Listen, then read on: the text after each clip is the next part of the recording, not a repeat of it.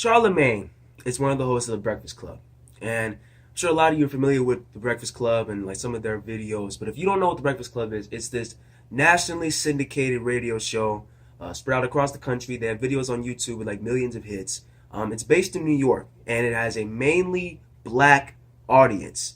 Keep that in mind. At least in a large part of their audience is black, right? So a lot of Democratic presidential candidates, they go on there trying to court the black vote. Bernie's done it. Elizabeth Warren's done it. Kamala Harris, Cory Booker. A lot of presidential candidates have already gone on there and with the aim of trying to court the black vote.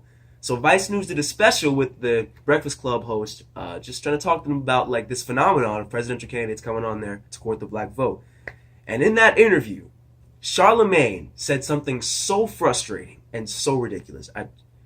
Check it out. Check it out. Support this. The hosts admit they have an agenda, but they don't always have the same agenda. Do you feel like white candidates get treated differently than black candidates in here? Absolutely. How In so? here, as in the Breakfast Club? Yeah. Yeah, I can say that. How do you figure? I don't necessarily think so. I can say that because I'll tell you straight up, I'm not looking to elect any more white males, especially for president. You know, I like somebody like Mayor Pete, but when it comes to those old white guys, they're not even gonna be here to see the future. So why should they dictate policies on the future? And I don't trust them. It's hard. I think that white male entitlement and privilege has been a super detriment to this country. So yes, when these old white males come in this room and you can see the entitlement on them and you can see the privilege on them, yes, I do feel a different way about that. And I would likely say I feel more of a connection with women and with people of color when they come up here. I'm looking for somebody that's gonna run this country the right way. I don't care if you're old, I don't care if you're black, if you're a woman. I just want you to run this country the right way. So I'm frustrated for a variety of reasons. Main thing, I thought we were past this. I thought we were past this 1968 mentality where everything was black and white, and this mentality that every black person thought the same way, every white person thinks the same way, every Latino person thinks the same way, every gay person thinks the same way. I thought we were past this. I thought we were now in a time where we understand that regardless of your background, you can have a completely different set of beliefs and morals and politics. I thought we were past those days. I thought we had moved on to a more egalitarian way of life. I guess not. I don't even know where to begin, man. I don't even know where to begin. And here's the deal. If this was just Charlamagne, if I knew that just Charlamagne or just a very small amount of the black community thought this way, I wouldn't be making this video. Like, I'd be like, I don't care. Like, all right, you said something stupid. People say something stupid every day. But no, there are a lot of people in the white community and also in the black community across the country who view politics based on this completely just simple and childish view of the world, right? So let's break down some of what he said. Based purely on the fact that you're an old white man, because you have so much privilege, because the system of America gives you so much privilege and advantage, that must mean that you don't understand my concerns. That must mean that you're not looking out for anybody but yourself. That must mean that he said I can literally see the privilege and the advantage through you. Therefore, you're not going to get my vote because you clearly can't understand what a black man goes through on a daily basis. And that is so stupid. I can't even begin to express to you how ridiculous that is. Okay, okay. So how about the old white man in this race that I support, Bernie Sanders? Where does he come from? Oh, grew up in a single room household. Grew up sometimes not wondering where his next meal was coming from. Grew up in the ghetto of Brooklyn. And you're here talking about he doesn't know what it means to struggle. He comes from advantage. You can see the privilege. What? You sound ridiculous. You sound ridiculous. You know, earlier in this interview, Charlamagne was talking about how black people are not a monolith, right? There's a variety of opinions, there's a variety of cultures, there's a variety of different intersectionality backgrounds, there's a variety of shit going on in the black community, right? It's the same thing for literally any other identity, literally any other community. There is no community in this country that is simply a monolith. It's not the way the world works, right? So why can't you apply that mindset to old white men?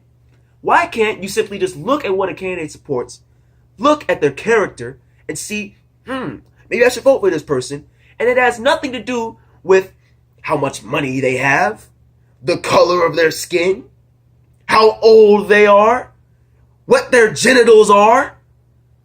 Like, what? That is so ridiculous. It is so ridiculous. And again, I would not be mad if I did not know for a fact that there are people in the black community, and also in the Latino community, and in the white community, and in the Asian community, or in any community who thinks this way. I'm from Atlanta, bro. I'm from Atlanta, freaking Georgia. I'm from one of the blackest major cities in the country. I can tell you for a fact that there are people who think this way.